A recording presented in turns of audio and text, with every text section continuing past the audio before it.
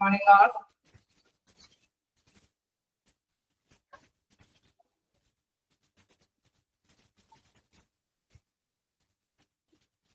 കഴിഞ്ഞ ക്ലാസ്സിൽ നമ്മൾ ലബോറട്ടറിയുടെ കുറച്ച് ഭാഗം കഴിഞ്ഞു. എവിടെവരെയായിട്ട് നിർത്തിയെന്ന് ആരെങ്കിലും ഓർക്കുന്നുണ്ടോ? ലെവല് പഠിപ്പിച്ചേക്കോ?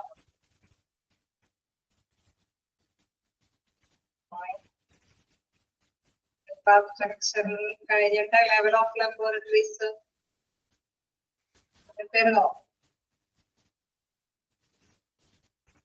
ഇല്ല. ഓക്കെ, അപ്പൊ നമുക്കത് തുടങ്ങിയല്ലേ എടുക്കേണ്ടത്.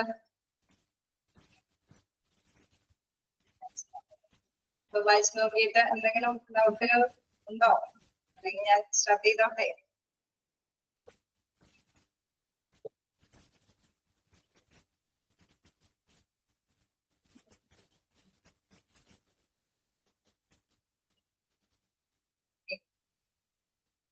സ്റ്റാർട്ട് ചെയ്യാം.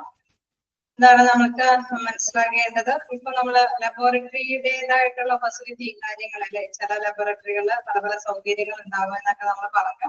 ലാബിൽ അതിൻ്റെതായിട്ടുള്ള നടപടി കാര്യങ്ങളൊക്കെ ജസ്റ്റ് സൂചിപ്പിച്ചു. അതിന്റെ ലെവല് നോക്കാം. എന്താണ് പ്രധാനമായിട്ട് വ്യത്യസ്ത ശേഷിയുള്ള ലാബുകളുണ്ട്. ചിലതിലെല്ലാം എല്ലാ ടെസ്റ്റും നടക്കും, ചിലയിടത്തൊക്കെ കുറച്ച് ടെസ്റ്റുകളൊക്കെ നടക്കും. ശരിയല്ലേ? നമ്മൾ സാധാരണയായിട്ട് അങ്ങനെയാണ്. മിക്കപ്പോഴും ഹോസ്പിറ്റലിൽ ചിലപ്പോ എല്ലാ ടെസ്റ്റിംഗ് സൗകര്യങ്ങളുള്ള ഹോസ്പിറ്റലുകളൊക്കെ ഉണ്ടാവണമെന്നില്ല. ചിലപ്പോഴൊക്കെ പുറത്ത് ടെസ്റ്റുകൾക്കൊക്കെ വിധേയമാക്കേണ്ടതൊക്കെ ആയിട്ട് വരും. അപ്പൊ സാധാരണയായിട്ട് ഈ ഒരു മെഡിക്കൽ ലബോറട്ടറിയുടെ ആ ലെവല് കണക്കത്ത് എത്രത്തോളം അല്ലേ നിങ്ങളിന്ന് ഷെയർ ചെയ്യാം. പേജൊക്കെ എത്രയാന്നുള്ളത്. അപ്പൊ ഇത്തരത്തിലുള്ള ഇതുകൾ ലബോറട്ടറിയുടെ ലെവല് കാര്യങ്ങൾ എല്ലാം തന്നെ അല്ലെ, അത് ഒരു അണ്ടറിലാണ്. അതായത് അതിൻ്റെതായിട്ടുള്ള സർട്ടിഫിക്കേഷനും കാര്യങ്ങളൊക്കെ അംഗീകരിക്കുന്നത്. എന്താണ് medical laboratories according to NABL are divided into 4 as below. അതായത് നാബൽ എന്ന് പറയുന്നതിന്റെ ഫുൾ ഫോം അറിയാമോ? നാബൽ ഒന്ന് നോട്ട് ചെയ്ത് തരേട്ടോ. അപ്പൊ നിങ്ങൾ അതേതെങ്കിലും ക്ലാസ്സിൽ പഠിച്ചു പോയിട്ടുണ്ടാവോ? National accreditation board. National accreditation board ഞാൻ എപ്പോഴും പറയുന്ന മാതിരി ആരെങ്കിലും അറിയാമെങ്കിൽ തീർച്ചയായിട്ടും മെസ്സേജ് അയക്കുക. അപ്പൊ ബാക്കി എല്ലാവർക്കും എളുപ്പത്തിൽ നോട്ട് ചെയ്യാൻ സാധിക്കും. നാബ് എന്ന് പറയുമ്പോൾ നാഷണൽ അക്രഡിറ്റേഷൻ ബോർഡ്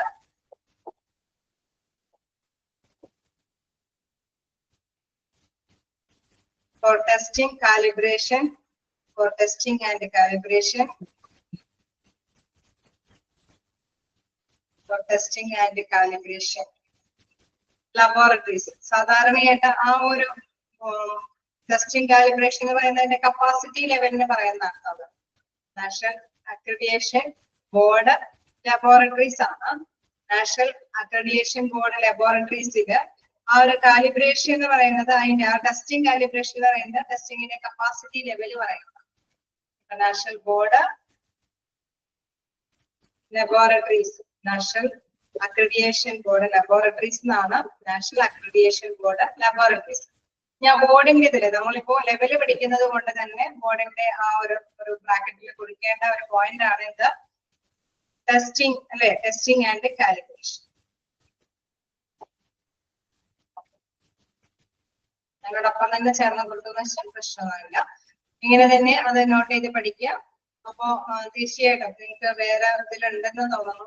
ഇതിനെ കുറിച്ചിട്ടൊക്കെ ഇതുവരെ വൈഡായിട്ട് പഠിക്കാനുണ്ട്.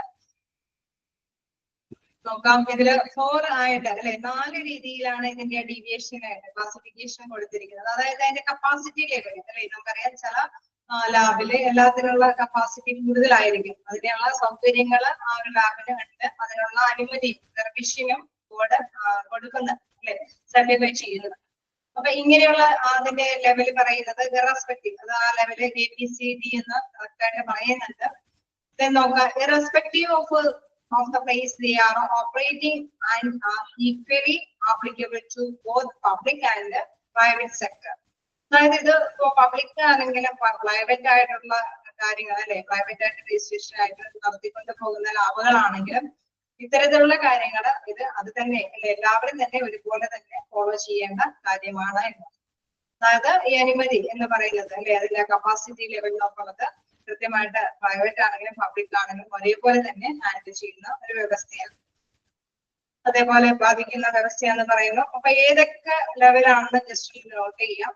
അത് മിക്കപ്പോഴും ക്വസ്റ്റ്യൻ വരാറുമുള്ളതാണ് അല്ലെ. എത്രത്തോളം പേഷ്യൻസിനെയാണ് വൺ ഡേ എത്ര പേഷ്യൻസിനെ കൈകാര്യം ചെയ്യുന്നതാണ് സ്മോൾ സൈസ് അല്ലെങ്കിൽ ലാർജ് സൈസ് എന്ന് പറയുന്നതൊക്കെ ഇടയ്ക്ക് അല്ലെ. നമുക്കറിയാം മൾട്ടിപ്പിൾ ചോയ്സ് ഉള്ളത് കൊണ്ട് തന്നെ മിക്കപ്പോഴും ക്വസ്റ്റ്യൻസ് കാണാറുണ്ട്. നമുക്ക് എന്താണ് സ്മോൾ സൈസിൽ നോക്കാം. A laboratory that receives sample of up to 100 patients or participants per day. അതായത് 100 അല്ലെ 100ഓളം പേഷ്യൻസ് ഒരു ദിവസം സാമ്പിൾ സ്വീകരിക്കാൻ പറ്റും. 100ഓളം പേഴ്സൺസിന്റെ സാമ്പിളുകൾ സ്വീകരിക്കാൻ പറ്റുന്ന ലാബുകളെയാണ് സ്മോൾ സൈസ് ലാബുകൾ എന്ന് പറയുന്നത്. ക്ലിയർ ആയോ? സ്മോൾ സൈസ് ലാബ് എന്ന് പറയുന്നത് 100ഓളം പേഷ്യൻസിന്റെ സാമ്പിളുകൾ ഒരു ദിവസം സ്വീകരിക്കാൻ പറ്റുന്ന ലാബുകളെയാണ് സ്മോൾ സൈസ് എന്ന് പറയുന്നത്. മീഡിയം സൈസിൽ എന്തായിരിക്കും അപ്പോ? Laboratory that receives samples of up to 101 to 400 patients or participants per day. എന്താ പറയുന്നത്? 100ൽ കൂടുതൽ, അതേസമയം 400 വരെ 400 വരെയുള്ള പേഷ്യൻസിന്റെ സാമ്പിളുകൾ സ്വീകരിക്കാൻ പറ്റുന്ന ലാബുകളെയാണ് എത്തരത്തിലുള്ള ലാബുകൾ എന്ന് പറയുന്നത്? മീഡിയം സൈസിലെ ലാബ് എന്ന് പറയുന്നത്. മീഡിയം സൈസിലെ ലാബ് എന്ന് പറയുന്നത് അപ്പൊ എന്താണ്? Laboratory that receives the samples of up to 101 to 400 patients or participants per day. Page number ഒക്കെ ഒന്ന് ഷെയർ ചെയ്ത് കൊടുക്കാട്ടോ. അത് നെക്സ്റ്റ് എന്ന് പറയുന്നത് ലാർജ് സൈസ്. ലാർജ് സൈസ് എന്ന് പറയുമ്പോൾ a laboratory that receives the samples of more than 401 to 1000 patients or participants per day. 401 അല്ലേ, 400ൽ മേലെ, അതേസമയം 1000 വരെയുള്ള പേഷ്യൻസിന്റെ സാമ്പിളുകൾ ഒരു ദിവസം സ്വീകരിക്കാൻ പറ്റുന്ന ലാബുകളെ ലാർജ് സൈസ് എന്ന് പറയുന്നു. ദെൻ വെരി ലാർജ് സൈസിലാണെങ്കിൽ എന്താണ്? Laboratory that receives more than 1000 patients or participants per day. ഒരു ദിവസം തന്നെ 1000-ന് മേലെ പേഷ്യൻസിന്റെ സാമ്പിളുകൾ സ്വീകരിക്കാൻ പറ്റുന്ന തരത്തിലുള്ള വലിയ ലാബ് സൗകര്യമുള്ള ലാബുകളെയാണ് വെരി ലാർജ് സൈസ് ലാബുകൾ എന്ന് പറയുന്നത്. സിമ്പിൾ അല്ലേ? സ്മോൾ സൈസ് ഉണ്ട്, മീഡിയം സൈസ് ഉണ്ട്, ലാർജ് സൈസ് ഉണ്ട്, വെരി ലാർജ് സൈസ് ഉണ്ട്. 100 വരെയാണ് എങ്കിൽ അത് സ്മോൾ സൈസ്, 100.1 to 400 വരെയാണെങ്കിൽ അത് മീഡിയം സൈസ്, then 401 to 1000 വരെയാണെങ്കിൽ ലാർജ് സൈസ്, then 1000 മുകളിലാണ് എങ്കിൽ അത് വെരി ലാർജ് സൈസ്. അല്ലേ? ക്ലിയറാണോ?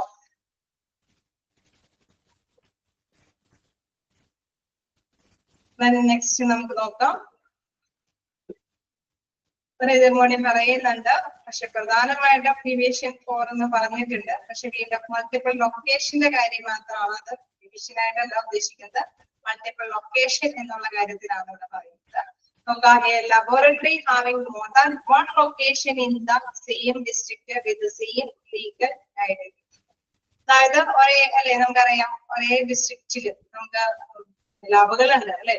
അപ്പൊ more than 1 location in the same district, ഒരു ഡിസ്ട്രിക്റ്റിൽ തന്നെ വ്യത്യസ്ത ലൊക്കേഷൻ ആയിട്ട് ഒരേ പേരിൽ അറിയപ്പെടുന്നതാണെങ്കിൽ, സെയിം ലീഗൽ ഐഡന്റിറ്റി ആണെങ്കിൽ അത് മൾട്ടിപ്പിൾ ലൊക്കേഷൻ ഉള്ള അല്ലെ ഒരുപാടുണ്ട്. അപ്പൊ അത്തരത്തിലുള്ള ലാബുകൾ നമുക്കറിയാം ഒരു ഡിസ്ട്രിക്റ്റിൽ തന്നെ വ്യത്യസ്ത, പക്ഷെ അവർക്കൊക്കെ സെയിം ഐഡന്റിറ്റി ആയിരിക്കും. കാരണം ഒരേ അല്ലെ ഒരേ ഐഡന്റിറ്റിയിലായിരിക്കും അവർ കാര്യങ്ങളൊക്കെ മൂവ് ചെയ്യുന്നത്.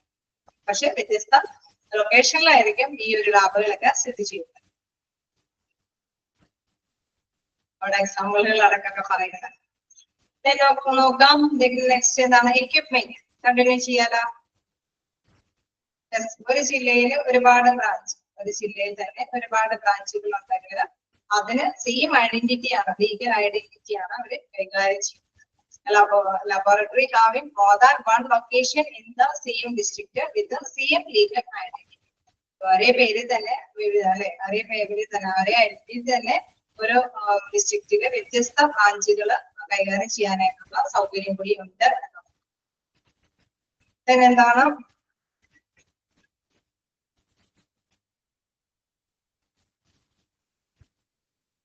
equipment നോക്കാം. Each laboratory should arrange a list of equipment needed for functioning of the laboratory depending on the kind of a test performed.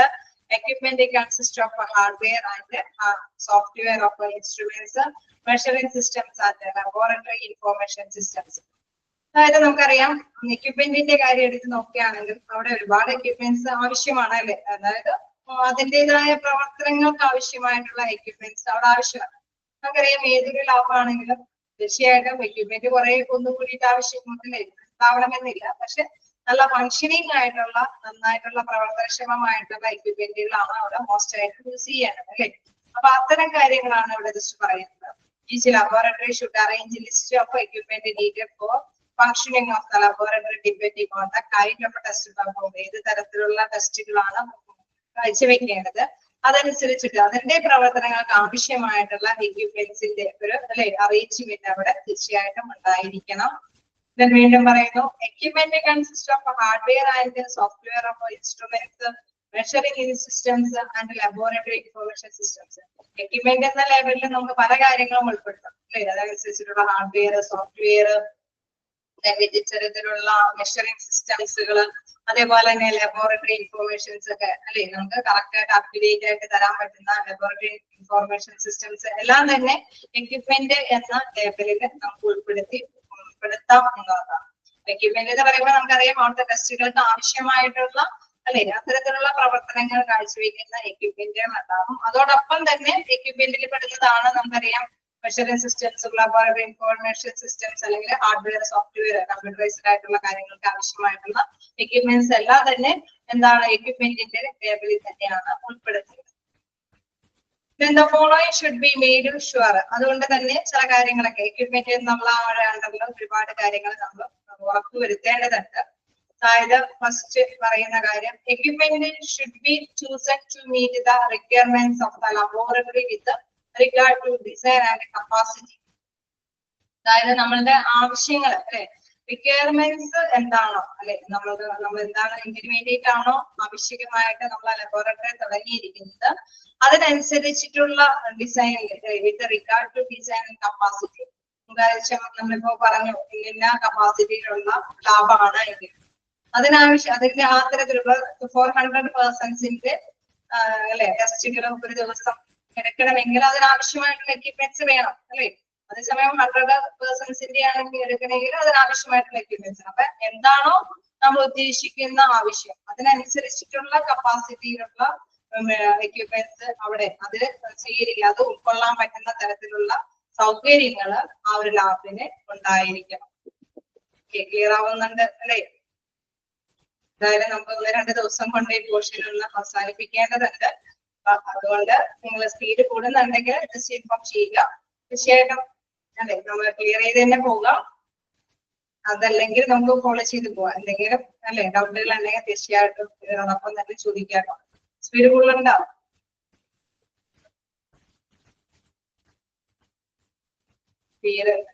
Okay, just നോക്കാം.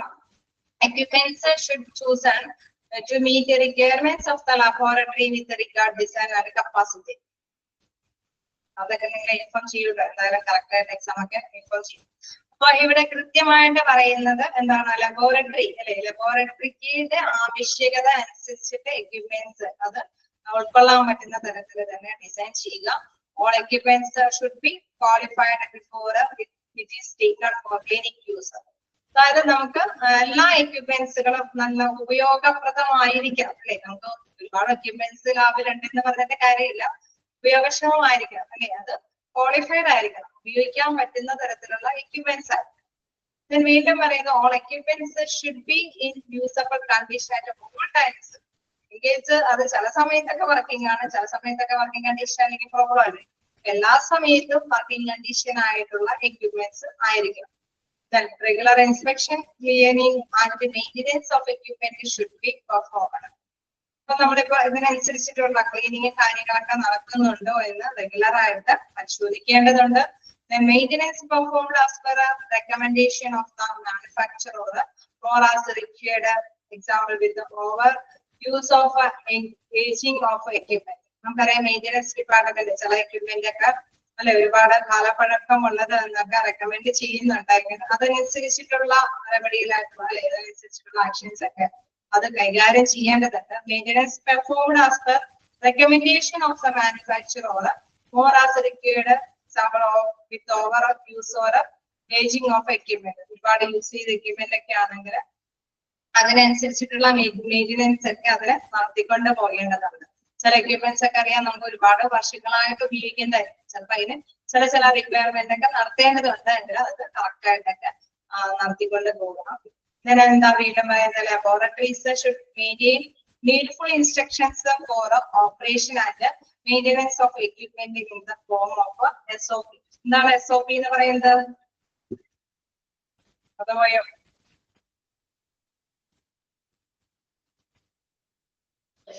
SOP എന്ന് പറയുന്നത്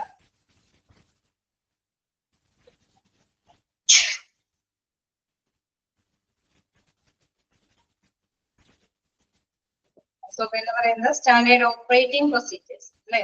സ്റ്റാൻഡേർഡ് ഓപ്പറേറ്റിംഗ് പ്രൊസീജിയേഴ്സിൽ അതിൽ പറയുന്ന മാതിരി തന്നെ നമുക്കറിയാം കറക്റ്റ് ആയിട്ട് തന്നെ പ്രവർത്തനങ്ങളല്ല ഇൻസ്ട്രക്ഷൻസ് എല്ലാം ഫോളോ ചെയ്തായിരിക്കണം എക്യുപ്മെന്റ്സ് ഒക്കെ യൂസ് ചെയ്യാൻ അല്ലെ. അപ്പൊ ആ ഒരു പ്രൊസീജിയേഴ്സിൽ എന്തൊക്കെയാണോ ഫോളോ ചെയ്യുന്നത് അതനുസരിച്ചിട്ട് തന്നെ കാര്യങ്ങൾ മെയിൻറ്റെയിൻ ചെയ്ത് പോകണം. A copy of the same should be made available near the equipment. നമ്മുടെ സ്റ്റാൻഡേർഡ് ഓപ്പറേറ്റിംഗ് പ്രൊസീജിയേഴ്സ് ഒക്കെ ഇതൊക്കെ കറക്റ്റ് ആയിട്ടൊക്കെ നടത്താൻ പറ്റുന്നതാണോ അല്ലെ, അതിന്റെ മെയിൻ്റെനൻസ് ഒക്കെ ആവശ്യമുണ്ടോ, അതൊക്കെ നമ്മൾ കറക്റ്റ് ആയിട്ട് തന്നെ ഇവാലുവേറ്റ് ചെയ്ത് അതിന്റെയൊക്കെ കോപ്പികളൊക്കെ അതാത് ഇതികളിലേക്കൊക്കെ അല്ലെ കൃത്യമായിട്ട് തന്നെ എത്തിക്കേണ്ടതൊക്കെ എത്തിക്കണം. Then all equipment should undergo calibration and verification. അതായത് നമ്മുടെ കപ്പാസിറ്റി ലെവല് അല്ലെ അതിന്റെയൊക്കെ വെരിഫൈ ചെയ്ത് നോക്കണം ഇതിനൊക്കെ പറ്റുന്നതാണോ എല്ലാ എക്യുപ്മെന്റും അതിന് മതിയായതാണോ എന്നൊക്കെ ഇടയ്ക്കിടയ്ക്ക് നമുക്കറിയാം. ഒരു വർക്കേഴ്സ് ഇത്രയും പേഷ്യൻസ് അല്ലെ ഇത്രയും പേഷ്യൻസ് വരുന്നുണ്ടെങ്കിൽ അവരെ കൈകാര്യം ചെയ്യാനായിട്ടുള്ള ഉള്ള അല്ലെ ഉപയോഗിക്കാൻ പറ്റുന്ന എക്യുപ്മെന്റ് അവിടെ റെഡി ആയിരിക്കും. അത് മോസ്റ്റ് ഇമ്പോർട്ടന്റ് ആണ്. പേഷ്യൻസിന് നല്ല സൗകര്യങ്ങൾ കൊടുത്താൽ മാത്രം അല്ലെ നല്ല സേവനങ്ങൾ ലബോറട്ടറിക്ക് കൊടുത്താൽ മാത്രമേ വീണ്ടും ആ ലാബിലേക്ക് വരികയുള്ളൂ. അപ്പൊ അത് എങ്ങനെ മെയിൻറ്റെയിൻ ചെയ്ത് കൈകാര്യം ചെയ്യണമെങ്കിൽ ആ എക്യുപ്മെന്റിനെ എപ്പോഴും പരിപാലിച്ചുകൊണ്ടിരിക്കണം അല്ലെ. എന്തെങ്കിലും മെയിൻ്റനൻസ് ഉണ്ടോ, എന്തെങ്കിലും ക്ലീനിങ് ആവശ്യമുണ്ടോ, കാലപ്പഴക്കം വളർന്നതാണെങ്കിൽ മാറ്റി സ്ഥാപിക്കണോ, അങ്ങനെയൊക്കെയുള്ള എല്ലാ കാര്യങ്ങളും അതിനനുസരിച്ചിട്ടുള്ള കപ്പാസിറ്റി ഇൻഫർമേഷൻ എല്ലാം തന്നെ കൈകാര്യം ചെയ്ത് ഉറപ്പുവരുത്തേണ്ടതാണ്. എന്താണ് all equipments should undergo calibration and verification.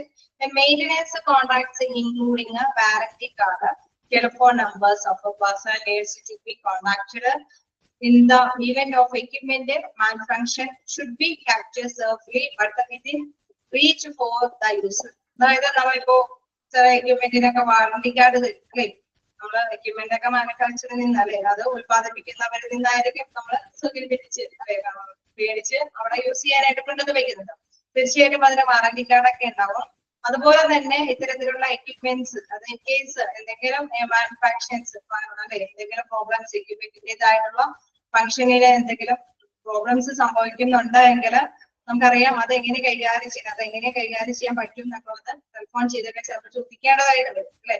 അപ്പൊ അത് റിക്വയർമെന്റിലൊക്കെ ചിലപ്പോൾ അവിടെ നിന്ന് ആൾക്കാരെ കൊണ്ടുവരേണ്ടതുണ്ടാവും. ചിലപ്പോൾ സേഫ്റ്റിക്ക് വേണ്ടിയിട്ടല്ലേ സുരക്ഷാ കാര്യങ്ങളൊക്കെ അറിയാൻ വേണ്ടിയിട്ടൊക്കെ ചിലപ്പോൾ ചോദിക്കേണ്ടതുണ്ടാവും. ചില എക്യുപ്മെന്റ് ഒക്കെ യൂസ് ചെയ്യുമ്പോൾ ചിലപ്പോൾ പല പൊട്ടിത്തെറികളും കാര്യങ്ങളൊക്കെ ഉണ്ടെങ്കിൽ അല്ലേ നമ്മളത് എങ്ങനെ ഹാൻഡിൽ ചെയ്യണം ആ ടൈമില് ചിലപ്പോൾ ഒരു പക്ഷെ നമുക്കറിയാം ടെക്നീഷ്യന്മാര് അതിനനുസരിച്ചിട്ടുള്ള കഴിവുള്ള വ്യക്തികളായിരിക്കുള്ളൂ ലാബിൽ കൈകാര്യം ചെയ്യുന്നത്. പക്ഷെ എന്നിരുന്നാൽ കൂടി ഇതിന്റെ ഒരു അല്ലെ എന്തെങ്കിലും മെയിൻ്റെനൻസ് കാര്യങ്ങളുടെയൊക്കെ ആവശ്യകതയുണ്ടെങ്കിൽ അത് മാനുഫാക്ചറുമായിട്ടുള്ള അത് കൈകാര്യം തന്നിരിക്കുന്ന അവിടെ നിന്നുള്ള ഫോൺ നമ്പേഴ്സ് കളക്ട് ചെയ്യണം. മാത്രമല്ല എന്താണ് അത് യൂസറിന് കിട്ടുകയും വേണം അല്ലെ ആ ഒരു എക്യുപ്മെന്റ് ഉപയോഗിക്കുന്ന വ്യക്തിക്ക് അത് ലഭ്യമാണ്. ഒരു വാറന്റി കാർഡ് ഉണ്ടെങ്കിൽ തന്നെ അത് കേടാവുന്ന സമയത്ത് അല്ലെങ്കിൽ ടൈമിൽ തന്നെ റിപ്പയർ ചെയ്യാനായിട്ട് അത് കൊടുക്കണം അല്ലെ. അപ്പൊ അത് ലഭ്യമല്ല എങ്കിൽ നമുക്ക് കൊടുക്കാനായിട്ട് സാധിക്കില്ല. അതുകൊണ്ടാണ് അവിടെ എടുത്ത് പറയുന്നത് user within reach of for the user അത് ഉപയോഗിക്കുന്ന വ്യക്തിക്ക് ലഭ്യമാകുന്ന തരത്തില് സേഫ് ആയിട്ട് സൂക്ഷിച്ച് വെക്കുകയും വേണം എന്നുള്ളത്. The user manual should be readily available for a reference. നമുക്കറിയാം ഉപഭോക്താക്കളുടെ അല്ലെ ആ മാനുവൽ റെഫറൻസ് എളുപ്പത്തിൽ തന്നെ ലഭ്യമാകണം. എല്ലാ കാര്യങ്ങളും നമുക്കറിയാം എക്യുപ്മെന്റ്സ് ആയതുകൊണ്ട് അതിനെ കൈകാര്യം ചെയ്യാനൊക്കെ ആയിട്ട് അതിന്റെ മാനുവൽ എല്ലാം അത് എളുപ്പത്തിൽ തന്നെ അവർക്ക് ഉപയോഗിക്കുന്നവർക്ക് ലഭ്യമാകണം എന്നുള്ളത് ഇമ്പോർട്ടന്റ് ആയിട്ടുള്ള കാര്യമാണ്. അപ്പൊ എക്യുപ്മെന്റ് എന്ന സെക്ഷനിൽ ലാബിൽ ഉപയോഗിക്കുന്ന എക്യുപ്മെന്റ് എന്ന സെക്ഷനിൽ നമുക്കറിയാം വ്യത്യസ്ത എക്യുപ്മെന്റ് ഉണ്ട്. എത്രത്തോളം കപ്പാസിറ്റി ഉള്ള ലാബാണ്, ആ കപ്പാസിറ്റിക്ക് അനുസൃതമായിട്ടുള്ള എക്യുപ്മെന്റ് ഒക്കെ അവിടെ സജ്ജീകരിക്കാൻ പറ്റുന്ന ഡിസൈൻ ചെയ്തിരിക്കുന്ന ലാബായിരിക്കണം. അത് ഉപയോഗിക്കാൻ പറ്റുന്ന എക്യുപ്മെന്റ്സ് ആയിരിക്കണം. ഇൻ കേസ് എന്തെങ്കിലുമൊക്കെ അല്ലെ നമ്മുടെ മെയിൻ്റെനൻസ് ഡിപ്പാർട്ട്മെന്റ് പറയാണ് കാലപ്പഴക്കം വന്നതാണ്, അല്ലെങ്കിൽ എന്തെങ്കിലുമൊക്കെ റിപ്പയർമെന്റിന്റെ ആവശ്യകത ഉണ്ടെന്നൊക്കെ നോട്ട് ചെയ്യുകയാണെങ്കിൽ അത് കൃത്യമായിട്ടൊക്കെ അത് കൈകാര്യം ചെയ്യണം. അപ് ടു ഡേറ്റ് ആയിട്ട് അതിൻ്റെതായിട്ടുള്ള റിപ്പോർട്ടിംഗ് കാര്യങ്ങളൊക്കെ മെയിൻ്റെനൻസ് ഡിപ്പാർട്ട്മെന്റിലേക്ക് അറിയിച്ചു പോകണം.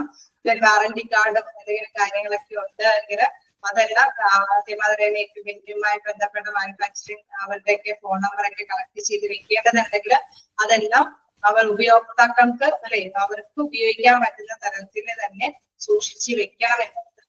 മാനുവൽ അതും കൃത്യമായിട്ട് യൂസ് ചെയ്യാൻ പറ്റുന്ന തരത്തിൽ അവൈലബിൾ ആക്കാൻ. Point laboratories should maintain needful instructions അല്ലെ. അപ്പൊ അതിന്റെ ഓക്കെ അത് അതിൽ പറയുന്നത് laboratories should maintain needful instructions four operations and maintenance of equipment in the form of SOP. SOP എന്ന് പറയുമ്പോൾ സ്റ്റാൻഡേർഡ് ഓപ്പറേറ്റിംഗ് സിസ്റ്റം ആണ്. അതായത് ആ സ്റ്റാൻഡേർഡ് ഓപ്പറേറ്റിംഗ് പ്രൊസീജിയറിന്റെ സിസ്റ്റം അല്ലെ, ആ ഒരു നമുക്ക് ഓപ്പറേറ്റ് ചെയ്യണം എക്യുപ്മെന്റ് അല്ലെ. അപ്പൊ അത് സ്റ്റാൻഡേർഡ് ആയിട്ടുള്ള രീതിയിൽ തന്നെ നമുക്ക് ഓപ്പറേറ്റ് ചെയ്ത് പോകണം. മറ്റുള്ളവരൊക്കെ മറ്റുള്ള എന്താണ് ലാബിൽ ഉപയോഗിക്കുന്നതിനേക്കാൾ നല്ല ഒരു രീതിയിലുള്ള സ്റ്റാൻഡർഡൈസ്ഡ് ആയിട്ടുള്ള രീതിയിൽ തന്നെ നമ്മുടെ എക്യുപ്മെന്റ് യൂസ് ചെയ്ത് പോകണം അല്ലെ. അപ്പൊ അതിന്റെയൊക്കെ മെയിൻ്റെനൻസ് എന്ന് പറയുന്നത് എന്തെങ്കിലുമൊക്കെ പരിപാലനം ആവശ്യമുണ്ട് എങ്കിൽ അത് കൃത്യമായിട്ടുള്ള ഇൻഫോർമേഷൻസ് നമ്മൾ കൃത്യമായിട്ടുള്ള വ്യക്തികളെ അറിയിക്കണം. അപ്പൊ അതിന്റെയൊക്കെ കോപ്പികൾ കേസ് നമുക്കറിയാം ഈ ഫോമുകൾ ഉണ്ടാവും, ഈ ഓപ്പറേറ്റിംഗ് ഇതിൻ്റെതായ ഫോമുകൾ ഉണ്ടാവും. എക്യുപ്മെന്റിന് തകരാറുണ്ട്, അപ്പൊ ആ എക്യുപ്മെന്റിലും എന്തുണ്ട് ലേബൽ ഉണ്ടാവും, ഐഡന്റിറ്റി മാർക്കുകൾ ഉണ്ടാവും.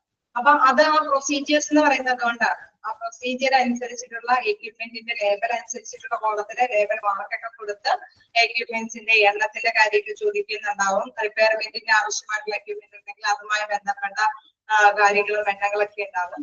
അപ്പൊ അതൊക്കെ കൃത്യമായിട്ട് തന്നെ ആ ഫോമുകളൊക്കെ ഫില്ലപ്പ് ചെയ്ത് അത് കൊടുക്കേണ്ട. നമുക്കറിയാം മെഡിക്കൽ ഡിപ്പാർട്ട്മെന്റുകളിലൊക്കെ ആണെങ്കിൽ അത് എത്തിക്കേണ്ടതൊക്കെ നമ്മൾ എത്തിക്കും അല്ലെ. ഇതുമാതിരി തന്നെ റിപ്പയർമെന്റ് മെയിൻ്റെനൻസ് ഡിപ്പാർട്ട്മെന്റ് അല്ലെ, ഹോസ്പിറ്റലിലെ മെയിൻ്റെനൻസ് ഡിപ്പാർട്ട്മെന്റ്, ആ മെയിൻ്റെനൻസ് ഡിപ്പാർട്ട്മെന്റിന്റെ റിപ്പയറും കാര്യങ്ങളൊക്കെ കൃത്യമായിട്ട് അവിടെ CMMS എന്നൊക്കെ പറയുന്നുണ്ട്. അതായത് പോസ്റ്റ് ഗ്രാജുവേഷൻ ഒക്കെ ഉണ്ടെങ്കിൽ അത് പഠിക്കും.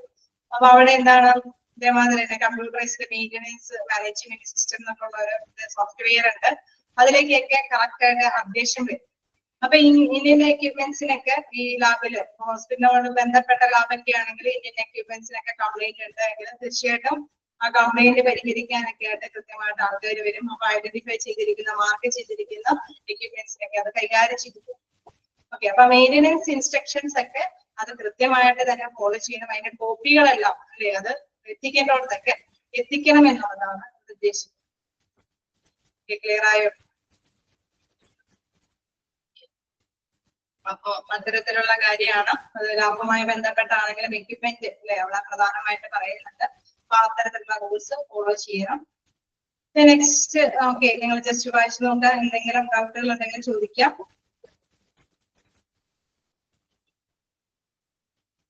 ഇതിലെല്ലാം ചിലപ്പോഴൊക്കെ ചില ക്വസ്റ്റ്യൻസ് നമ്മുടെ ക്വാളിഫൈഡ് ആയിട്ടുള്ള എക്യുപ്മെന്റ്സ് മാത്രമേ യൂസ് ചെയ്യാനൊക്കെ ആയിട്ട് സാധിക്കുള്ളൂ അല്ലെ. അപ്പൊ അതൊക്കെ ജസ്റ്റ് നമുക്ക് അറിയാവുന്നതാണെങ്കിലും അത് എത്തരത്തിലുള്ള മെഷീൻസ് ആണ് അവിടെ ഉപയോഗിക്കുന്നതെന്നൊക്കെയുള്ള ചില ക്വസ്റ്റ്യൻസ് ഒക്കെ കാണാറുണ്ട്.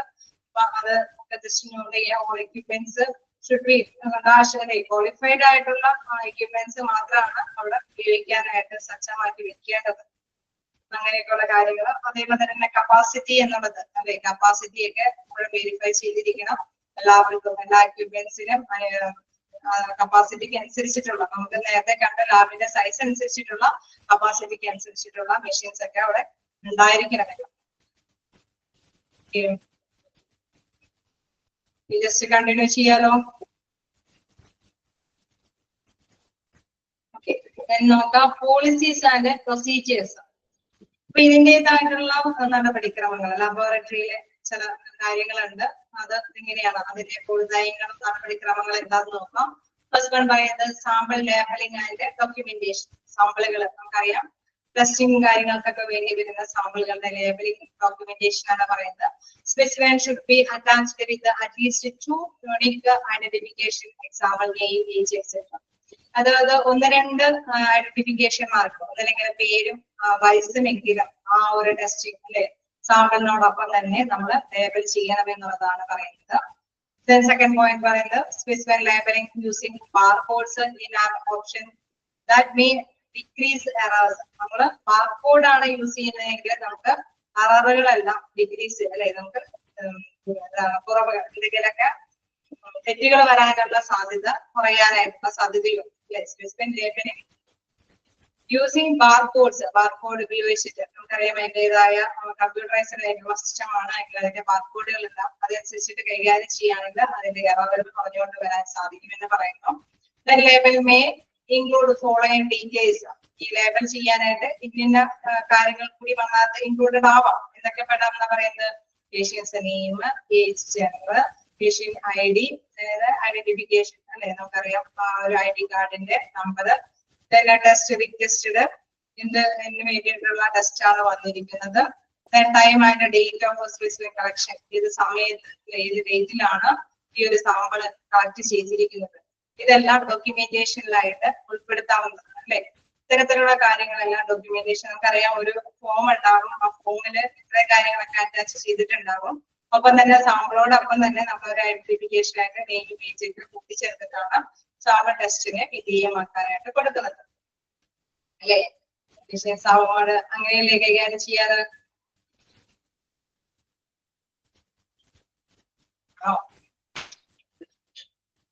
നമ്മൾ സാമ്പിളുകളൊക്കെ കൊടുക്കുമ്പോഴും പേഷ്യന്റ് ആകുമ്പോൾ നമ്മൾ എന്തെങ്കിലും ഡയഗ്നോസ്റ്റിക് കാര്യങ്ങൾക്കൊക്കെ വേണ്ടി പോകുമ്പോഴും സാമ്പിളോടൊപ്പം കുറച്ച് കാര്യങ്ങൾ അവരാണെങ്കിലും നോട്ട് ചെയ്യും. ചിലപ്പോൾ അവർ ഡിജിറ്റലൈസ് ആയിട്ടുള്ള കാര്യമായിരിക്കും നോട്ട് ചെയ്യുന്നത്.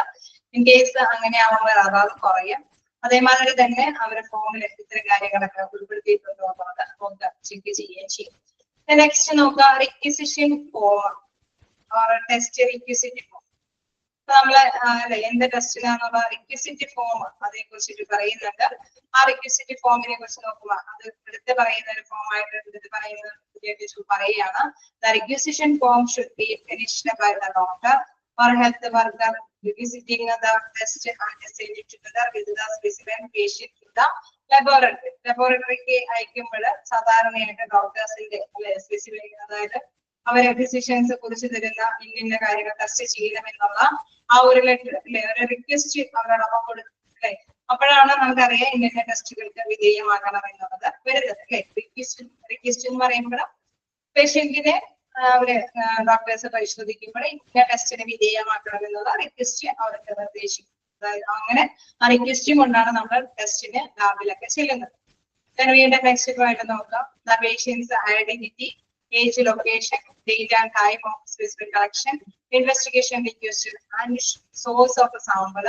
Example for culture and histopathology should also be included. അതായത് നമ്മളിപ്പോ ഇതേമാതിരി തന്നെ ഇത്തരത്തിലുള്ള കാര്യങ്ങളൊക്കെ നമുക്ക് തരുമ്പോഴും സാധാരണയായിട്ട് അവര് ഐഡന്റിറ്റി ഇല്ലേ ഓരോ പേഷ്യന്റിന്റെയും ഐഡന്റിറ്റി കാര്യങ്ങളൊക്കെ നോട്ട് ചെയ്തിട്ടാണ് ഈ ടെസ്റ്റിംഗ് കാര്യങ്ങൾക്ക്. ഇപ്പൊ ടെസ്റ്റിന്റെ ഒരു സ്ലിപ്പ് കൊണ്ട് ചെന്നാലും തീർച്ചയായിട്ടും പേഷ്യന്റിനെ അവര് ലാബിൽ സ്വീകരിക്കും അല്ലെ. ആ സ്ലിപ്പിനനുസരിച്ചിട്ട് എന്താണ് പേഷ്യന്റിന് ചെയ്യേണ്ടത് അനുസരിച്ചിട്ടുള്ള ആ ഒരു അവർക്ക് അല്ലെ സ്പെസിഫിക് കളക്ട് ചെയ്യാനായിട്ടുള്ള ബോർഡിലൊക്കെ കൊടുക്കും. അതില് അവര് എന്താണ് കൃത്യമായിട്ടുള്ള ഐഡന്റിഫിക്കേഷൻ ഒക്കെ നോട്ട് ചെയ്യും അല്ലെ. ഐഡന്റിഫിക്കേഷൻ ആയിട്ട് പേരും പേജും അതേമാതിരി സ്ഥലങ്ങളും അതൊക്കെ ഫോമിലൊക്കെ ഫില്ലപ്പ് ചെയ്തിട്ടാണ് സാമ്പിളുകളൊക്കെ കളക്ട് ചെയ്യാനായിട്ട് തുടങ്ങുന്നത്. ഓക്കെ, അപ്പൊ അതില് വീണ്ടും അവിടെ എടുത്ത് പറയുന്നുണ്ട് ഈ സാമ്പിളുകൾ ഏത് തരത്തിലുള്ള കൾച്ചർ ടെസ്റ്റിന് വേണ്ടിയിട്ടാണോ അല്ലെങ്കിൽ ഹിസ്റ്റോപാത്തോളജി അത് സാധാരണ രീതിയിലുള്ള ടെസ്റ്റ് ആണോ നടത്തുന്നത് എന്നുള്ളതൊക്കെ അതിൽ കൃത്യമായിട്ട് മനസ്സിലാക്കിയിട്ടാണ് ഇവര് ടെസ്റ്റിന് വിധേയമാക്കുന്നത്. അപ്പൊ നെക്സ്റ്റ് പറയുന്നത് റിക്വസിഷൻ ഫോം. ഫസ്റ്റ് നമ്മൾ കണ്ടു എന്താണ് സാധാരണയായിട്ടുള്ള സാമ്പിൾ ലേബലിംഗ് ആൻഡ് ഡോക്യുമെന്റേഷൻ കാര്യങ്ങൾ കണ്ടു. ദെൻ റിക്വസിഷൻ ഫോം ആണ് നമ്മൾ ഡിസ്കസ് ചെയ്തത്. ാണോ ഫോളോ ചെയ്ത് പോവാലോ.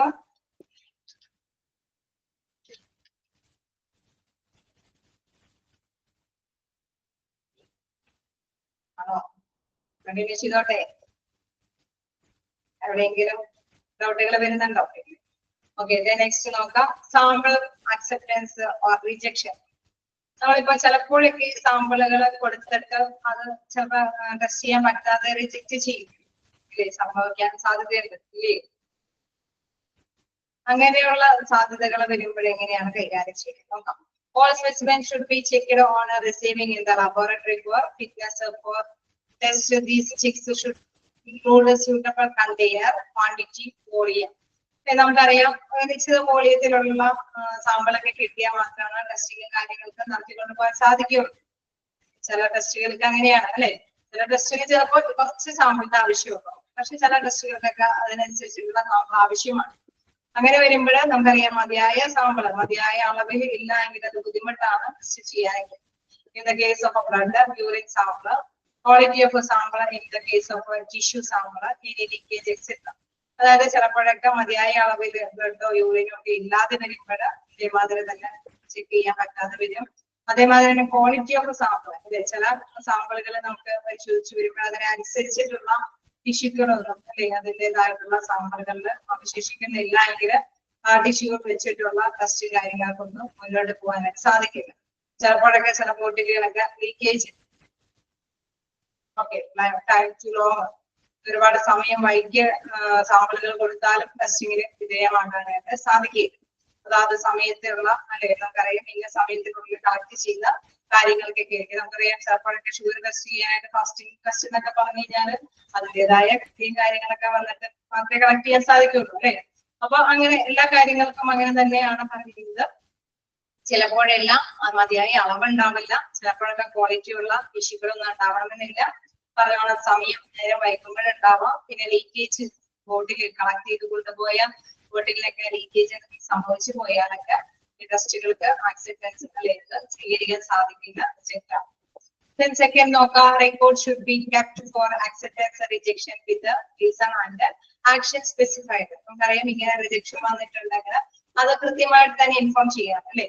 Of all the sample received in the laboratory as per the criteria defined clearly. അപ്പൊ നേരത്തെ തന്നെ ഇങ്ങനെ പറഞ്ഞിരിക്കണം, ഇന്ന സാമ്പിളുകൾ ഇന്ന രീതിയിൽ എടുക്കേണ്ടതാണ്, പ്രതികൾ ഇന്ന സമയം ലഭിക്കുമ്പോൾ നമുക്കറിയാം നഴ്സുമാര് കൃത്യമായിട്ട് തന്നെ പേഷ്യൻസിനെ നിർദ്ദേശിച്ച് അയച്ചിട്ടുണ്ടാവും. ഇന്ന സമയത്താണ് നിങ്ങൾ ഇന്ന ടെസ്റ്റുകൾക്ക് വിധേയമാകേണ്ട സാമ്പിളുകൾ കളക്ട് ചെയ്യേണ്ടത്, ഇന്ന സമയത്തിനുള്ളിൽ ലാബിൽ എത്തിക്കണം. അങ്ങനെ കൃത്യമായിട്ടുള്ള നിർദ്ദേശൻസ് ഒക്കെ നേരത്തെ തന്നെ ഡിഫൈൻ ചെയ്തിട്ടുണ്ടായിരുന്നു. Then if laboratory rejecting any sample, it should be informed the patient or a doctor and need for a recollection. നമുക്കറിയാം ഇങ്ങനെ റിജക്ട് ചെയ്തിട്ടുണ്ടെങ്കിൽ തീർച്ചയായിട്ടും അത് പേഷ്യന്റിനെ അല്ലെങ്കിൽ ഡോക്ടറിനെ കറക്റ്റ് ആയിട്ട് അറിയിക്കണം. കാരണം വീണ്ടും നമുക്ക് റീകളക്ഷൻ ചെയ്യേണ്ടത്, അല്ലെ? അപ്പൊ നമ്മള് ലാബിന്റേതായ നടപടിക്രമങ്ങളിലേക്ക് വരുന്നപ്പോൾ ആദ്യം നമ്മൾ കളക്ട് ചെയ്യുന്നതിന്റെ ഐഡന്റിഫിക്കേഷൻ കാര്യങ്ങൾ കണ്ടു. പിന്നെ ഡോക്ടറിന്റെ പ്രിസ്ക്രിപ്ഷനോട് കൂടിയിട്ടുള്ള ഐഡന്റിഫിക്കേഷൻ ഒക്കെ കണ്ടു. വീണ്ടും ചില സാമ്പിളുകളൊക്കെ റിജക്ട് ചെയ്യാൻ സാധ്യതയുള്ള കാര്യങ്ങൾ നെക്സ്റ്റ് കണ്ടു. ഇനി നെക്സ്റ്റ് നോക്കാം ലബോറട്ടറി റെക്കോർഡ്. നാലാമതായിട്ട് നമുക്ക് നോക്കാനുള്ളത് ലബോറട്ടറി റെക്കോർഡിനെ കുറിച്ചിട്ടാണ്. വായിച്ചു നോക്കണോ? വായിച്ചു നോക്കിക്കോളൂട്ടോ. ഞാൻ ചില സ്പീഡിലൊക്കെയാണ് എടുത്തത്, എന്നാലും നിങ്ങൾ വായിച്ചു നോക്കാൻ എന്തെങ്കിലും ഡൗട്ടുകൾ ഉണ്ടെങ്കിൽ ചോദിക്കാം.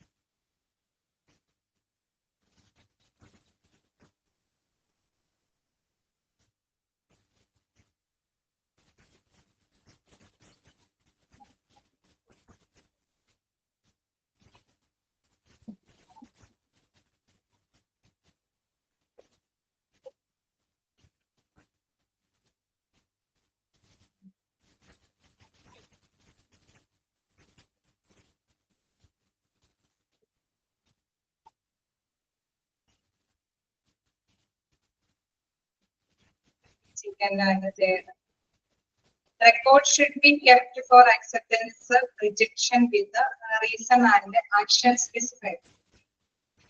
ചിലപ്പോഴൊക്കെ നമ്മൾ അല്ലെ റെക്കോർഡ് ഷുഡ് ബി കെപ്റ്റ്, നമ്മൾ എല്ലാ റെക്കോർഡുകളും നമ്മൾ സൂക്ഷിക്കേണ്ടതുണ്ട് അല്ലെ, ആക്സെപ്റ്റ് ചെയ്തതിന്റെയും സൂക്ഷിക്കേണ്ടതുണ്ട്, റിജക്ട് ചെയ്തതിന്റെയും കാര്യങ്ങൾ സൂക്ഷിക്കേണ്ടതുണ്ട്. നമുക്കറിയാം ഇതിന്റെ സമയത്ത് നമ്മൾ ഇന്ന കാര്യങ്ങൾ കളക്ട് ചെയ്ത് കൊടുത്തിട്ടുണ്ട്, ഇന്ന കാര്യങ്ങൾ റിജക്ട് ചെയ്യുക, അത് അവിടെ ടെസ്റ്റിന് പറ്റാത്തത് കൊണ്ട് റിജക്ട് ചെയ്തിട്ടുണ്ട്. അതിന്റെ കാരണം അല്ലെ ഏതാണ് ബാക്കിയിട്ടുള്ളത്, വിത്ത് റീസൺസ് ആൻഡ് ആക്ഷൻ സ്പെസിഫൈ, എന്താണ് അതിന്റെ കാരണം, എന്ത് ആക്ഷനാണ് വീണ്ടും കളക്ട് ചെയ്യാനായിട്ടുള്ള ആക്ഷൻ എടുത്തിട്ടുണ്ട് എന്നുള്ളത്. നമുക്കറിയാം ഇത് കൃത്യമായിട്ടുള്ള ഇൻഫോർമേഷൻസ് കൊടുത്തിട്ടൊക്കെ ആയിരിക്കുള്ളൂ പേഷ്യൻസിൽ നിന്ന് കളക്ട് ചെയ്യാനായിട്ട് അവർ പറയുന്നത്, നഴ്സുമാരാണെങ്കിൽ ഡോക്ടേഴ്സ് ആണ്. തീർച്ചയായിട്ടും ചിലപ്പോൾ ഇവര് ഇതൊന്നും ശ്രദ്ധിക്കാതെ അല്ലെ കെയർലെസ് ആയിട്ടൊക്കെ ലാബിൽ ടെസ്റ്റ് ചെയ്യാനൊക്കെ ആയിട്ട് കൊണ്ടുപോകും, മതിയായ അളവിലുണ്ടാവില്ല, അല്ലെങ്കിൽ അവരുടെ സമയത്തിനുള്ളിൽ ടെസ്റ്റിന് കൊണ്ടുപോയിട്ടൊന്നും ഉണ്ടാവില്ല. അപ്പൊ അത് കൊടുത്തിട്ടുണ്ടെങ്കിലും അതിന്റെ കാരണം ഇന്ന കാരണം കൊണ്ടാണ് അത് റിജക്ട് ചെയ്തിരിക്കുന്നത് എന്നുള്ളതൊക്കെ അവിടെ കൃത്യമായിട്ട് റെക്കോർഡിംഗിൽ ഇൻഫോർമേഷൻ ഉണ്ടായിരിക്കണം. നമുക്കറിയാം ചില ക്രിട്ടിക്കൽ സ്റ്റേജസ് ഒക്കെ വരുന്ന കാര്യങ്ങളൊക്കെ ആണെങ്കിൽ ചിലപ്പോൾ ഇങ്ങനെ ടെസ്റ്റ് ചെയ്യാൻ പറ്റാത്തതാണെങ്കിൽ അത് ലാബിനെ ലേറ്റ് ബാധിക്കും. അപ്പൊ അങ്ങനെ വരുമ്പോൾ ലാബിനെ അത് പ്രൂവ് ചെയ്യാം. തീർച്ചയായിട്ടും അതുകൊണ്ട് ഇന്ന സംഭവങ്ങൾ വന്നിട്ടുണ്ടായി, ഓക്കെ ടെസ്റ്റിന് ഇന്ന സാമ്പിളുകൾ വന്നിട്ടുണ്ടായിരുന്നു, കൃത്യമായിട്ടുള്ള എവിഡൻസ് അവിടെ ഉണ്ടായിരിക്കണം. പക്ഷെ ഇന്ന കാരണം കൊണ്ട് റിജക്ട് ആയി പോയി, അതിനും കൃത്യമായിട്ടുള്ള എവിഡൻസ്, അത് പേപ്പർ വർക്ക് ഒക്കെ അവിടെ ഉണ്ടായിരിക്കണം എന്നുള്ളത്. അതിന് എന്താണ് അല്ലെ എന്താണ് പോംവഴി എന്നുള്ള കാര്യങ്ങൾ കൂടി ഡിഫൈൻ ചെയ്തു കൊടുക്കും. നമുക്കറിയാം തീർച്ചയായിട്ടും അതിന് സാധ്യത വരുന്നത് നേരത്തെ കൂടി പറഞ്ഞ് മനസ്സിലാക്കിയിട്ട് ചിലപ്പോൾ അത് ഫോളോ ചെയ്യാത്തത് കൊണ്ടായിരിക്കും. അപ്പൊ അതിനുള്ള കാര്യങ്ങൾ കൂടി വ്യക്തമായിട്ട് തന്നെ മനസ്സിലാക്കുന്നതിൽ കൃത്യമായിട്ട് പറഞ്ഞ് മനസ്സിലാക്കിയിട്ടുണ്ടായിരിക്കാം. നിരസിക്കാനായിട്ടുള്ള കാര്യങ്ങളൊക്കെ എന്താണെന്നുള്ളത് പറഞ്ഞ് കൊടുത്തിട്ടുണ്ടാകും. ലബോറട്ടറി റിജക്ട് എനി സാമ്പിൾ പിന്നെ പറയാണ്, ഇങ്ങനെ സാമ്പിളുകൾ റിജക്ട് ചെയ്തിട്ടുണ്ടെങ്കിൽ ഇത് മസ്റ്റ് ആയിട്ട് ഇൻഫോം ചെയ്യേണ്ട 1-2 പേരുണ്ട്. അത് പേഷ്യന്റിനെ ഇൻഫോം ചെയ്യണം, അതോടൊപ്പം തന്നെ ഡോക്ടറിനെ, അല്ലെങ്കിൽ നമുക്കറിയാം വീണ്ടും അത് കളക്ട് ചെയ്ത് അതിന്റെ റിസൾട്ട് നേടിയെടുക്കില്ല അല്ലേ. അപ്പൊ അതുകൊണ്ട് തന്നെ അത് മസ്റ്റ് ആയിട്ട് പേഷ്യന്റിനെ അറിയിക്കുക, ഓർ ഡോക്ടറിനെ അറിയിക്കുക, അതിന്റെ രീതിയിൽ ഫോർ റീകളക്ഷൻ, വീണ്ടും റീകളക്ട് ചെയ്യാനായിട്ടുള്ള ആവശ്യകതയെ കുറിച്ച് പേഷ്യൻസിനെയും ഡോക്ടറിനെയും അറിയിക്കുക. കാരണം ഡോക്ടർ ഇപ്പൊ റിപ്പോർട്ട് ചോദിച്ചു കഴിഞ്ഞാൽ ഇതിന് റീസൺ അവർക്ക് മനസ്സിലാക്കി കൊടുക്കണം. അതേമാതിരി തന്നെ പേഷ്യന്റിന് നിങ്ങൾക്ക് അതിന്റെ തുടർ ചികിത്സ ലഭ്യമാകില്ല എന്നുള്ള കാര്യം അവരെ ഇൻഫോം ചെയ്ത് മനസ്സിലാക്കി കൊടുക്കണം. ക്ലിയർ ആയോ?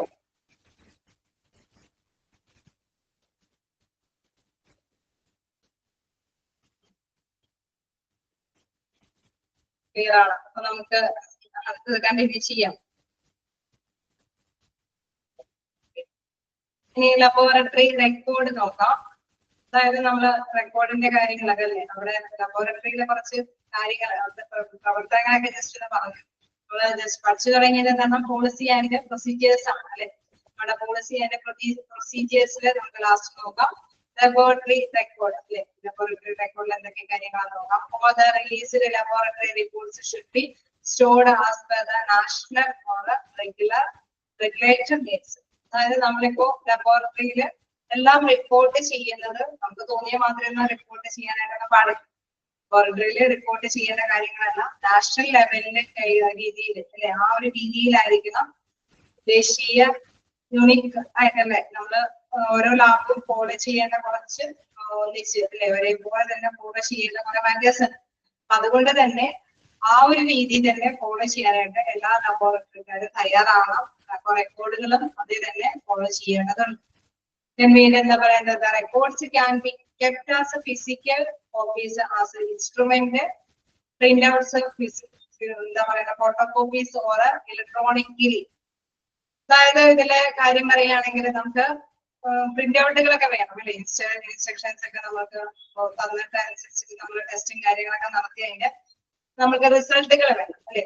അപ്പൊ ആ റിസൾട്ടുകൾ എല്ലാം തന്നെ നമുക്ക് കറക്റ്റ് ആയിട്ട് ഡോക്ടേഴ്സിലേക്ക് അറിയിക്കേണ്ടതുണ്ട്. അങ്ങനെ വരുമ്പോൾ എന്താണ് നമുക്ക് ഇലക്ട്രോണിക്കിന്റെ സഹായത്തോട് അല്ലെ, അവിടെ പ്രധാനമായിട്ട് പറയുന്നുണ്ട്. ലാസ്റ്റ് പോയിന്റിലേക്ക് നോക്കാം, എന്താണ് LS എന്നുള്ളത്, LIS എന്നുള്ളത് നോക്കാം. എന്താണ് ലബോറട്ടറി ഇൻഫോർമേഷൻ സിസ്റ്റം.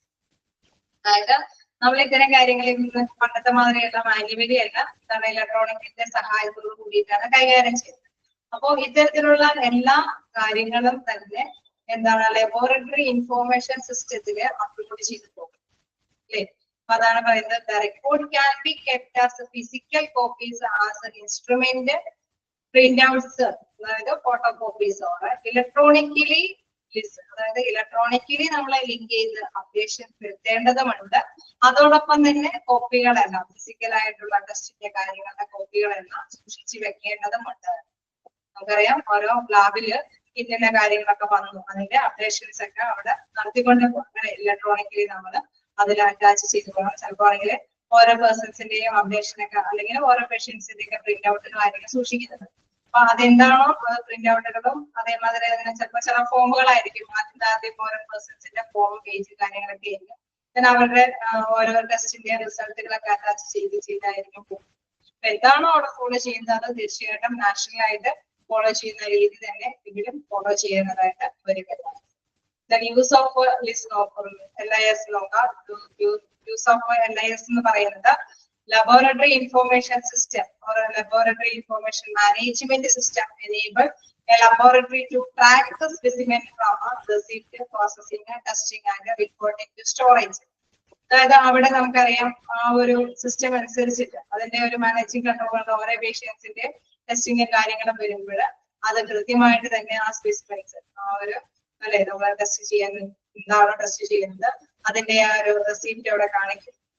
അതേമാതിരി തന്നെ പ്രോസസ്സിങ് എന്തൊക്കെ പ്രോസസ്സിംഗ് ആണ് നടത്തിയിരിക്കുന്നത് അപ്ഡേഷൻ അവിടെ കാണിക്കും. ടെസ്റ്റിംഗിന്റെ ഒക്കെ റിപ്പോർട്ടുകൾ എന്താണെന്നുള്ളത്. അപ്പൊ അതെല്ലാം തന്നെ അത് സ്റ്റോർ ചെയ്ത് പോകും. എന്തില് എന്താണ് LIS അതായത് ലബോറട്ടറി ഇൻഫോർമേഷൻ സിസ്റ്റത്തിൽ. ആ ഒരു മാനേജ്മെന്റ് സിസ്റ്റം ആയിരിക്കും. നമുക്കറിയാം ഇപ്പൊ കമ്പ്യൂട്ടറൈസ്ഡ് ആയിട്ടുള്ള കാര്യം ആയതുകൊണ്ട് തീർച്ചയായിട്ടും എല്ലാ ഹോസ്പിറ്റലിലും ആ ഒരു മാനേജ്മെന്റ് സിസ്റ്റം ആയിരിക്കും ലാബിലും അപ്ലൈ ചെയ്യുന്നത്. അപ്പൊ അവരതനുസരിച്ചിട്ടുള്ള എല്ലാ റെസിപ്റ്റും കാര്യങ്ങളും പ്രോസസ്സിംഗ് കാര്യങ്ങളൊക്കെ അപ്ഡേഷൻ വരുത്തി കൊണ്ടുപോകും. അപ്പൊ ലബോറട്ടറി റെക്കോർഡിൽ കറക്റ്റ് ആയിട്ട് ഈ അപ്ഡേഷൻസ് ഒക്കെ നടത്തിക്കൊണ്ട് പോകണം എന്നുള്ളതാണ് ഇത് പറയുന്നത്.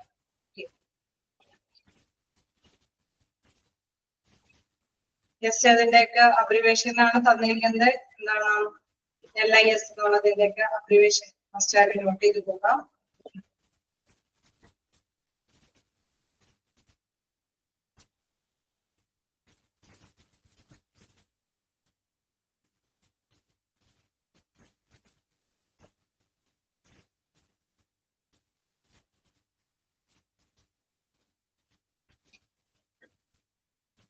നമ്മൾ പറഞ്ഞ ഈ റെക്കോർഡിൽ ഒരുപാട് കാര്യങ്ങളുണ്ട് കേട്ടോ. താഴെ പറയുന്നുണ്ട് ഒരുപാട് കാര്യങ്ങൾ അതിൽ റെക്കോർഡ് ചെയ്ത് പോകാൻ പറയുന്നുണ്ട്. ചില കാര്യങ്ങൾ ഒരു പരിധി വരെയും ഉണ്ട് എന്നുള്ളത് തൊഴിലെടുത്ത് പറയുന്നുണ്ട്. Laboratory recordings but are not limited to the following. ഒരുപാട് കാര്യങ്ങൾ ഇൻക്ലൂഡ് ചെയ്യാം. അത് എന്നാലും ഒന്ന് പരിമിതിപ്പെടുത്തിയൊക്കെയാണ് ഇത്തരം കാര്യങ്ങളൊക്കെ അത് ഉൾപ്പെടുത്തി പോകാൻ പോകുന്നത്. അതിൽ request form request form request and copies of reports അതിന്റെയൊക്കെ കോപ്പി റിപ്പോർട്ടുകളും ഇൻസ്ട്രുമെന്റ് പ്രിന്റ് ഔട്ടുകള് laboratory work book and worksheets അല്ലെ അവരുടെ പ്രവർത്തനങ്ങൾ എന്തൊക്കെയാണെന്നുള്ളതൊക്കെ വർക്ക്ഷീറ്റ് ലബോറട്ടറി രജിസ്റ്റേഴ്സ് എന്താണ് calibration records and calculation factors അതായത് ലാബിന്റേതായിട്ടുള്ള കപ്പാസിറ്റി അല്ലെങ്കിൽ കാൽക്കുലേറ്റ് ചെയ്യുന്ന രീതി ഏതൊക്കെയാണെന്നുള്ള കാര്യങ്ങള് QC റെക്കോർഡ്സ് ക്വാളിറ്റി മാനുവൽ എന്തൊക്കെയാണെന്നുള്ളത് incident book corrective action reports stock cards and supply records അതായത് എന്തൊക്കെ സ്റ്റോക്കുകൾ അല്ലെ എത്രത്തോളം മറ്റേ സ്റ്റോക്ക് ചെയ്തിട്ടുണ്ട് വിതരണം ചെയ്തിട്ടുണ്ട് ബുക്കുകൾ എന്തൊക്കെയാണ് അതിൻ്റെതായിട്ടുള്ള കറക്ഷൻ ആക്ഷൻസ് ഒക്കെ എങ്ങനെയാണ് ചെയ്യുന്നത് കറക്റ്റ് അല്ലെ സംഭവങ്ങളൊക്കെ വരുമ്പോഴെന്തെങ്കിലും ഇത്തരത്തൊക്കെ വരുമ്പോഴതെങ്ങനെ കൈകാര്യം ചെയ്യാൻ പറ്റുന്ന കാര്യം personal record staff training competency records and health record അതായത് പേഴ്സണൽ ആയിട്ടുള്ള സ്റ്റാഫിങ്ങും കാര്യങ്ങൾ അതൊക്കെ ട്രെയിനിങ് കിട്ടിയിരിക്കുന്നതും അവരുടേതായിട്ടുള്ള അല്ലെ കപ്പാസിറ്റിയും കാര്യങ്ങളും ഹെൽത്ത് റെക്കോർഡുമായി ബന്ധപ്പെട്ട കാര്യങ്ങൾ നമുക്കറിയാം. ചില ടെസ്റ്റുകൾക്കൊക്കെ ടെക്നീഷ്യന്മാർക്ക് ചില കഴിവ് മാത്രമല്ല അവരുടെ ഹെൽത്ത് ഫിസിക്കലായിട്ടുള്ള ഒരു എബിലിറ്റി ഏബിൾ ആണെന്നുള്ള കാര്യങ്ങൾ തെളിയിക്കേണ്ടതല്ല.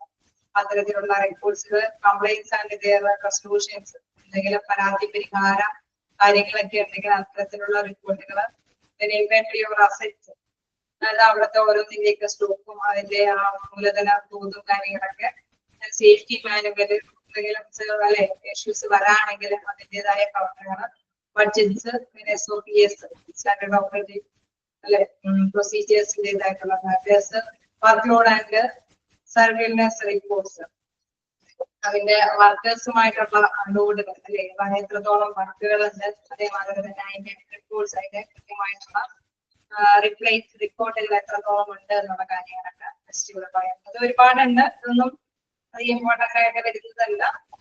അത് റെക്കോർഡിംഗ് അതായത് ലിമിറ്റ് എന്ന് പറഞ്ഞുകൊണ്ട് ഇനിയും ധാരാളം ഉണ്ട് എന്നുള്ള കാര്യങ്ങളിൽ തന്നെയാണ് ഇത് ജസ്റ്റ് പറഞ്ഞിരിക്കുന്നത്.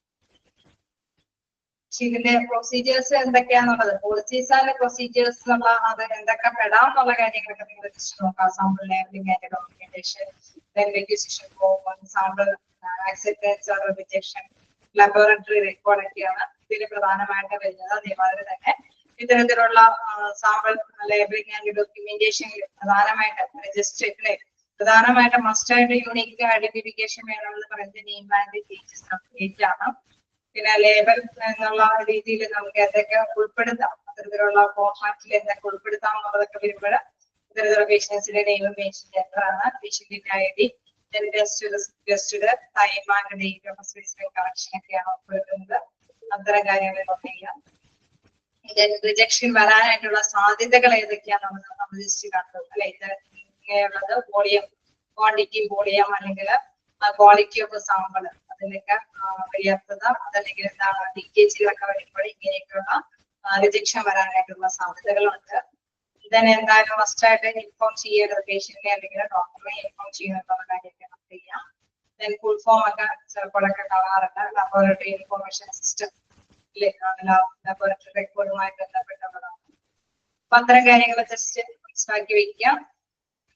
ഞാൻ കഴിഞ്ഞത് എടുത്തതിന്റെ ഇതില് ഞാൻ പറഞ്ഞായിരുന്നു അല്ലെ, ചിലതൊക്കെ ആ എക്യുപ്മെന്റിന്റെ കാര്യം എടുത്ത് നോക്കുമ്പോൾ എക്യുപ്മെന്റ് എപ്പോഴും വർക്കിംഗ് കണ്ടീഷൻ ആയിരിക്കണം അല്ലെ. അത് മതിയായ നമ്മൾ ടെസ്റ്റ് ചെയ്യാൻ പറ്റുന്ന അത്രയും എണ്ണമുണ്ട്, അതിനനുസരിച്ചുള്ള സജ്ജീകരണം അവിടെയുണ്ട്, ഡിസൈൻ ചെയ്തിട്ടുണ്ട് ലാബ്, അതൊക്കെ മസ്റ്റായിട്ട് നോക്കുക.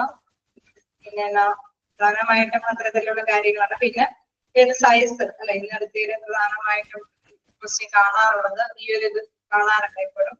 നിങ്ങൾ അത് മാറിപ്പോവാതിരിക്കുക. അതിന്റെ ആ ഒരു ഇത് അല്ലെ, 100.1 to 400 ആണെങ്കിൽ TDS സൈസ്, 401 to 1000 ആണെങ്കിൽ ആ സൈസില്, വെരി ലാർജ് ആണെങ്കിൽ 1000-1000-1000-നേക്കാൾ കൂടുതലായിട്ടുള്ള ടെസ്റ്റിങ് ഒരു ദിവസം വരുന്നുണ്ടെങ്കിൽ അത് നടത്തുന്നത് വെരി ലാർജ് സൈസിൽ ആയിട്ടുള്ള ലാബിനാണ് കണ്ടീഷൻ.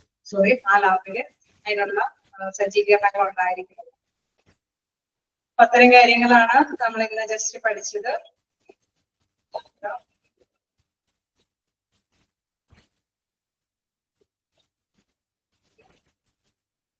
എന്തെങ്കിലും ഡൗട്ടുകൾ എന്തെങ്കിലും ചോദിക്കാമോ? കമ്പ്യൂട്ടറാണ്, അപ്പോ ആർക്ക് വേണമെങ്കിലും ചോദിക്കാം.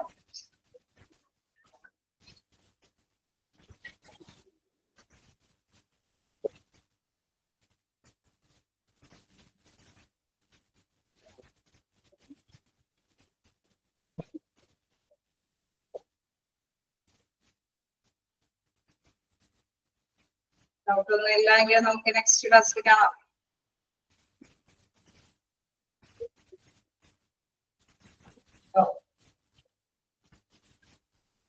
Requisition.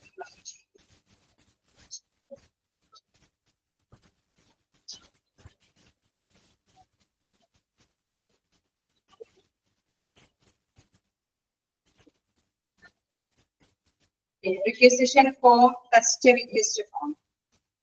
അതിന്റെ ഇതെന്ന് പറയുന്നത് എന്താണ്, requisition form should be finished by the doctor or health worker. നമുക്കറിയാം റിക്വസ്റ്റ് തയ്യാറാക്കി കൊടുക്കും അല്ലെ, നമ്മൾ നഴ്സുമാരോ അല്ലെങ്കിൽ ഡോക്ടേഴ്സ് ആയിരിക്കും ഇന്ന ടെസ്റ്റുകൾ ചെയ്ത് വരണമെന്ന് പേഷ്യൻസിനെ നിർദ്ദേശിക്കുന്നത്.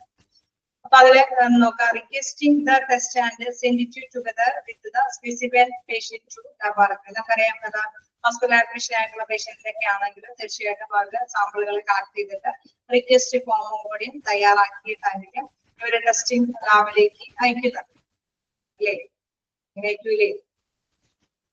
അപ്പോ എന്താണ്, തീർച്ചയായിട്ടും അങ്ങനെ അയക്കുമ്പോൾ തീർച്ചയായിട്ടും ഡോക്ടേഴ്സ് അല്ലെങ്കിൽ നഴ്സുമാരുടെ സാന്നിധ്യത്തോട് കൂടിയിട്ടായിരിക്കും റിക്വസ്റ്റ് ഫോം തയ്യാറാക്കുന്നത്.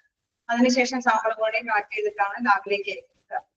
നെക്സ്റ്റ് നോക്കാം patients identity, age, location, date and time of specific collection, investigation requested and source of sample. Example cultural histopathology should also be included. അതായത് ഇങ്ങനെ വരുമ്പോൾ നമുക്കറിയാം കളക്ട് ചെയ്ത് അയക്കുമ്പോൾ ഇത് ഏത് പേഷ്യന്റ് ആണ് അല്ലെ അവരെ തിരിച്ചറിയേണ്ടത്.